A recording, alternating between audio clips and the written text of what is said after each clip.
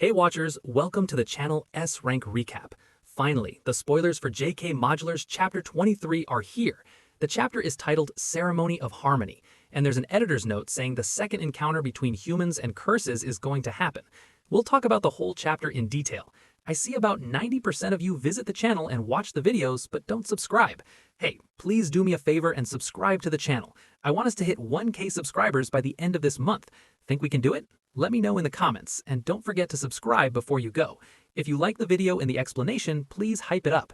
Also, do you think we can reach #1 hype this time? Tell me in the comments. Now, let's move on to the chapter. The very first page we see in the chapter is the front page, which is a colored page with a half panel. We get to see Yuji. In the second half, we get to see Mojito, and this is the colored version.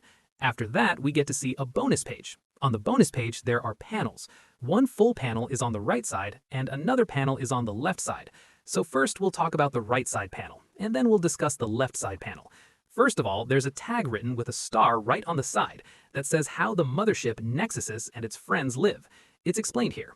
We're shown inside this bonus page, where at the top right panel, we see these guys talking, him and his friend, about how this is some kind of earthy alcohol. The guy in the middle, the bald one, says, "Man, this looks pretty scary." And the guy with a little bit of hair on his head is named Daba. Daba is standing there, and the bald guy says to him, "This is kind of scary. Are you gonna try it? It could even be poison." To which Daba replies, "I don't mind. Let's see."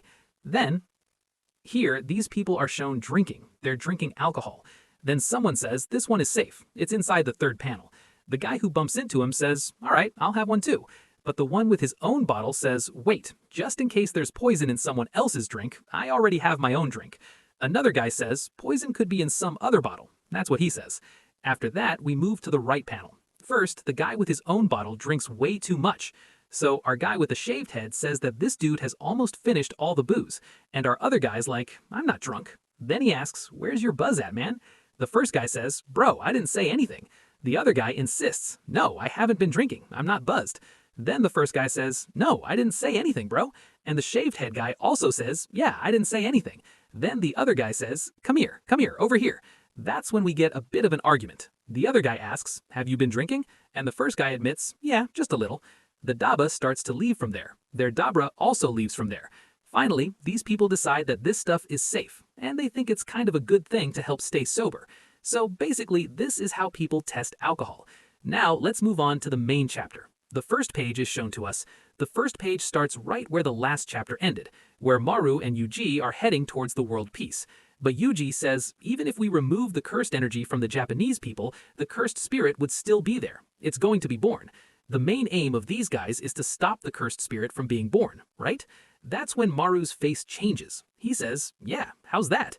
Maru also says, "Whatever we've talked about and understood so far, what was it really?" Then Yuji says, "I had a notebook in my mind. Not the full content of Yuki's, but I'll share some bits with you here. And honestly, completely eliminating cursed energy from humans is impossible. First of all, we need to talk to those people. Those who are overseas, that means outside Japan, are said to have no cursed energy at all." Maruvi says, "Yeah, they basically have zero cursed energy." So, as I told you before, cursed energy is unique to Japanese people who have Japanese roots and originate from Japan. But here, there are some exceptions for outliners or outsiders who live outside Japan. We do see some exceptions among those overseas when it comes to cursed energy. They do emit, but it's not as strong. It's weaker compared to Japanese people.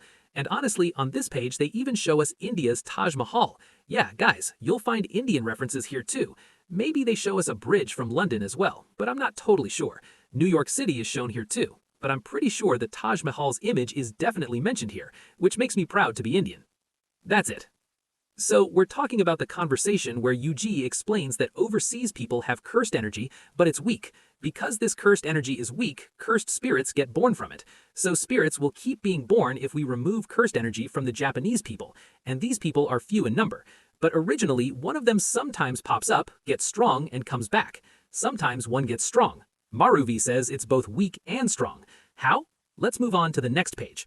Alright, let's move on to page 2. Here, Yuji continues explaining that cursed energy is weak, which is why it can't be dispatched properly, or take shape. the cursed energy leakage inside people is limited.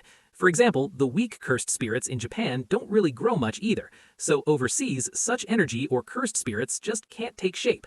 And it's been almost 70 years since the existence of cursed spirits was made public. Yeah, and the cursed energy from overseas people has also started flowing inside Tokyo or coming over from there. In other words, if somehow we manage to eliminate the cursed energy from Japanese people, then the cursed spirits will start originating from outside Japan, from overseas. At the same time, they'll also be born in Tokyo, like they used to be before. But if the place we're in is one where all souls' paths cross, then overseas souls will be there too. This is why we've come to the decision that we have to completely eliminate cursed energy from all of humanity, whether it's the people in Tokyo, those outside, or anywhere in Japan or beyond. And Yuji even says it himself, talking to Maru, that this is impossible, right? Then we move on to page 3, where Maru says, "Please, go ahead. I ask about my technique." And Yuji says that from the very beginning we've been saying we'll eliminate cursed energy, which basically means as much as possible. As much as possible, Yuji used to say, "Brother, your technique was exactly what was supposed to work." Yuji further explains that if somehow you manage to shape the souls that are eliminated cursed energy, then even in Japanese people or sub-Saharan people, there might be a tiny amount of cursed energy left, which can be released. Just like in outsiders. I mean, they have cursed energy too, but very little. The same can happen in outsiders, right?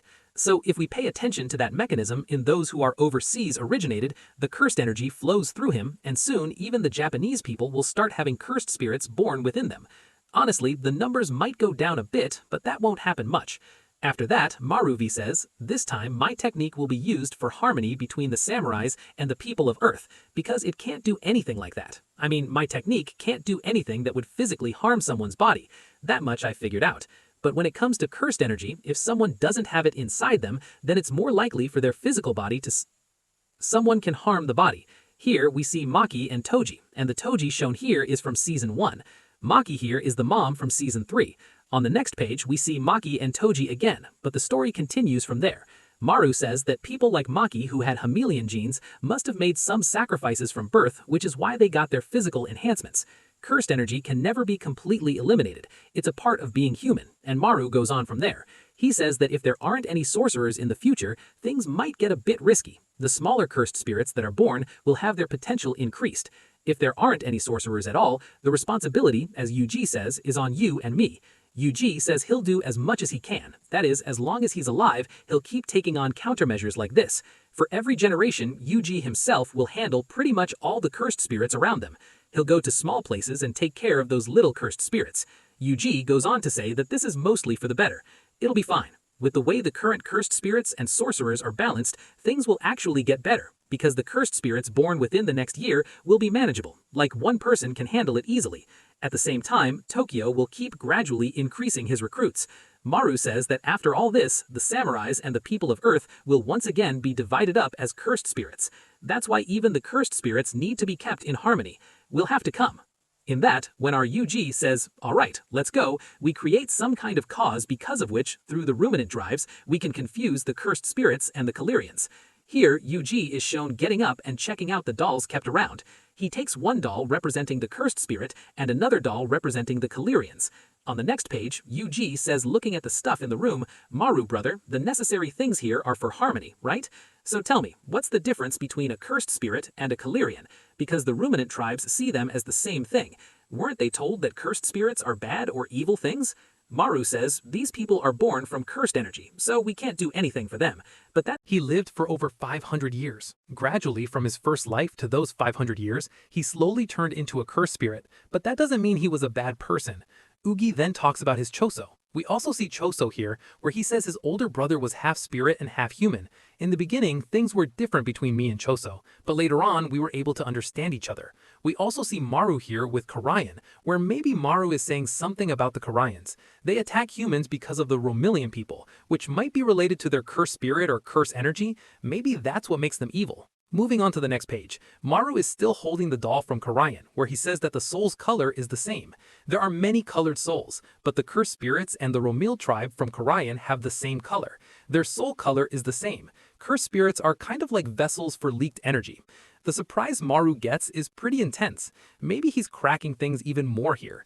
He goes on to say that the problem is whether a soul can be put inside vessels or if it kind of just stays inside them.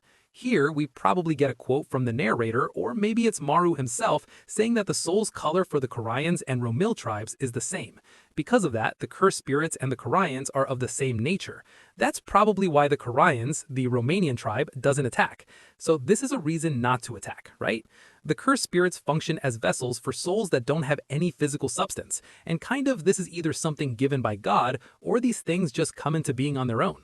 Then Jisp asks Ugi, can we do something about this? We move on to the next page, where Maru says it's almost impossible to repaint the color of some souls, but maybe there's a way. Then Jisp asks Ugi again. He says, yeah, that's a good thing, but what's the logic behind affecting those souls or colors that haven't even been born yet? Maru says this isn't for souls that are going to be born directly from now on. It's about this place, the place where souls pass through. We can remodel this thing into something that provides branches to souls, kind of like modeling them. Basically, we can turn this place into a soul modeling device. Here, the colors of the souls, they can be divided and the shapes can be adjusted. And right here, the curse energy can also be released, as much as we can manage. If the Ugi says so, is there no other way? With this method, the currents on the mothership are cut off, and we move on to the next page. On the next page, we see the people of a tribe, and on the other side, our own Dabra is shown. The tribal guy's coat appears here, and he says, no worries, you go ahead. Please forgive me, Dabra. After that, we move on to the next page from here. By the way, the Dabra from the last page might have come back after winning. It seems like Dabra was maybe taken off the page or off the screen here. Dabra is probably holding that black rope, though nothing's confirmed yet, so I'm just calling it the black rope for now. After that, we move on to the next page again. Dabra seems to have teleported back to the solo passage spot, and Maru is standing right there in front. He says that he did something wrong by interfering inside the duel which hurt the warrior's pride, and I've done this before too. To that, Dabra says, I'm not sure if I get it, but still, Hambali, I'm asking you. I feel like I'm not the only one who has come back from Sumerian, and maybe this is the only way to save that girl. Here, Dabra is talking about his sister, and the black rope in his hand is said to be able to clear his debts. Dabra says this is just between the two of us, and right now, Maru is the only one who can carry these things. Dabra says he came to Earth to keep the promise he made to Dura. Dabra asks Maru, are you sure? Maru replies, yeah, I'm sure, definitely. Dabra says his duty is done, and something has changed him. Maru agrees, yeah, you've changed a bit, haven't you? Then we move on to the next page. So, did Dabra come back from the dead here? Or maybe winning this thing hasn't been confirmed for us here yet, so we're still totally in doubt about it. On the next page, Dabra says it's not like that. He says he's just become a warrior now. He's learned all about what it means to be a warrior. Then it looks like Dabra's sister shows up calling for her big brother, and Dabra mentions his sister's name, probably Subjo, though I'm not sure about the exact translation, so let's just say Subjo for now. Dabra tells her, let's go home. Because of the black rope, the debt you owe to power, which was given by Dosta's chief, we can break. Maru might even speak up here. Maru keeps saying there's nothing left for Dabra to hold on to, and the others thank Maru for that. Maru then says, we'll meet again. At this, Dabra and his sister start to leave, and Maru says, finally, I get it. This is my technique. After that, we move on to the next page. So what's on the next page? On the next page, we see Kroos lying on the bed. We see Usami lying on the bed. We see Yuka in a suspended state, and here we see Tsurugi who is heavily damaged. After that, Maru stretches out his hands and uses his powers. Maru says, thank you, Yuji Totori. Please really forgive me, but this is really good. Yuji replies, it's okay, but seriously, is the job done? You probably still have one more thing left to do. On the next page, we watch Maru. When Maru says, yeah, that's right, but I want to fix that thing myself, something that I want to fix on my own. Yuji says, I see. Here, we see the powers Maru used spreading all over Japan, all across the country, showing how his powers are dropping little by little everywhere, and both Yuji and Maru call each other bye on this page. Yuji leaves the rest of the stuff to Maru and walks away. Now, let's move on to the next page, where we see Maru, and beneath or under all his feet, we see his powers dropping little by little. His powers are all around him, and even below on the ground, you can see the people of Earth or the buildings of Earth. As he looks down, he says that the cursed spirit thinks about Earth and its people. It remembers what it's been doing. Ugi had said that this is a huge sin, so Maru thinks, that's right, maybe that's what my resolve is. That's not enough. And now, let's move on to the next page. Dude, what just happened? What's going on here on the next page? So many people have died. Did they come here just to die? Man, I'm about to cry. On the next page, we see that we get a code which seems to be related to Maru's power called Bearing the Burden of Sins, the Resolve. This might be Maru's second power or maybe a new technique, and Maru says, please forgive me. but at least rest in peace. Here, we also see another hand next to Maru.